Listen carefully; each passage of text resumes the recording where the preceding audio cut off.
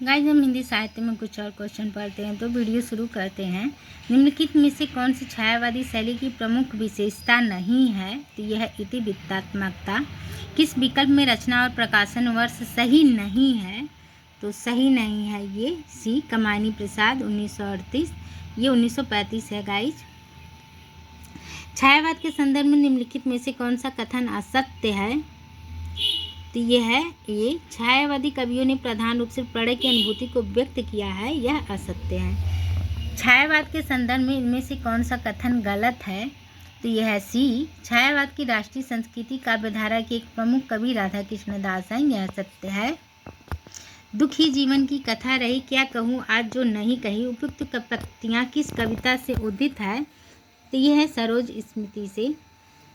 कविता हमारे परिपूर्ण क्षणों की वाणी है, यह किसने कहा है? ये कहा है सुमित्रा नंदन पंत ने। मधुशाला में हरिवंशराय बच्चन ने किस छंद का प्रयोग किया है? तो यह है रुबाइया। द्रौपदी नामक प्रबंध काव्य के रचयिता कौन है? तो यह है नरेंद्र शर्मा। सुमित्रा नंदन पंत की निम्नलिखित में से किस रचना पर महर्षि अरविंद का प्रभाव देखने को मिलता है? तो यह है स्वर्गग्रहण। निम्नलिखित रचनाओं को उनके रचनाकारों के साथ सुमेलित कीजिए। तो प्रेम प्रतीक 1914 जयशंकर प्रसाद, गीतिका 1936 श्रीकांत त्रिपाठी निराला, साध्य गीत 1936 महादेवी वर्मा, गुंजन 1932 सुमित्रा नंदन पंत, पंचवटी 1925 मैथिली शरण गुप्त। प्रसाद जी ने अपनी किस रचना में आनंद की प्रतिष्ठा दार्शनिकता के ऊपरी आभास के साथ कल्पना की भूमिका बनाकर दी है? तो यह है कमायनी।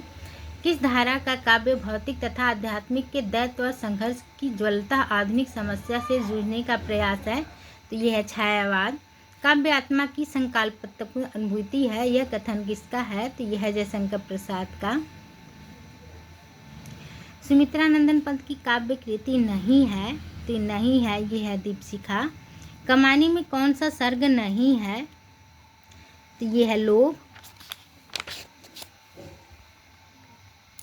महादेवी वर्मा का संस्मरणात्मक रेखा चित्र नहीं है, तो यह है संस्मरण और श्रद्धांजलियाँ। सुमित्रा नंदन पंत विचरित काव्य तथा युगवाणी किस विचार की रचनाएं हैं? तो यह है प्रगतवादी। कमानी में कुल कितने सर्ग हैं? तो यह है 15।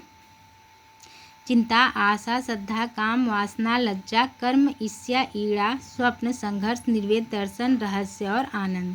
एक भारतीय आत्मा किस कवि को कहा जाता है? तो ये कहा जाता है माखनलाल चतुर्वेदी को। वियोगी होगा पहला कवि, आह से उपजा होगा यान के रचनाकार कौन है? तो यह है सुमित्रा नंदन पंत। प्रकाशन वर्ष की दृष्टि से पंत की काव्य कृतियों का सही क्रम किस विकल्प में है? तो ये है ग्रंथि 1920, गुंजन 1932, युगांत 1936, युगवाणी 1939, स्वरधुली 1947। इनमें से छायावादी काव्य से संबंधित कौन सा कथन सही नहीं है? तो ये सी है, ध्वनात्मकता और लक्षणिकता का भी इसका एक प्रमुख घटक है। आचार्य नंद दुलारे वाजपेयी की समीक्षा पद्धति से संबंधित कौन सा कथन सही नहीं है? तो ये भी सही नहीं है। शुक्ल के सिद्धांतों को यथावत स्वीकार कर छायावादी काव्य की सौंदर्य शास्त्रीय समीक्षा की। चंचल किशोर सुंदरता की मैं करती रहती रखवाली, मैं हुआ हल्की सी मसलन हूँ जो बनती कानों की लाली। उपयुक्त काव्यांश में किसका वर्णन किया गया है? तो ये किया गया है लज्जा का। ओ जीवन की मरुमरीचिका, कायरता के आलस विषाद। काव्यांश में किस भाव का उद्बोधन हुआ है? तो यह है चिंता।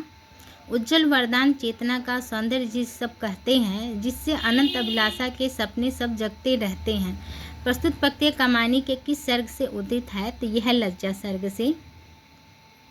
वह एक और मन रहा राम का, जो न थका, जो नहीं जानता दैन्य, नहीं जानता विनय। काव्यांश में राम की किस विशेषता की ओर संकेत किया गया है? तो ये किया गया है दृढ़ निश्चय। राम की शक्ति पूजा कविता की प्रारंभिक पंक्ति क्या है? तो ये है रवि हुआ अस्त ज्योति के पद पर लिखा अमर।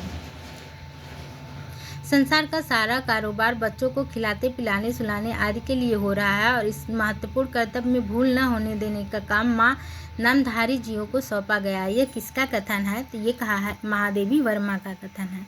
जयशंकर प्रसाद द्वारा रचित ब्रज भाषा रचनाएं किस काव्य संग्रह में संकलित हैं? तो ये है चित्राधार। चंपू काव्य उर्वशी का रचयिता कौन है? तो ये हैं जयशंकर प्रसाद। गाइस आज के लिए बस इतना ही। वीडियो अच्छी लगी हो तो चैनल को सब्सक्राइब करें, लाइक करें, शेयर करें। कोई त्रुटि हुई तो क्षमा करें। धन्यवाद।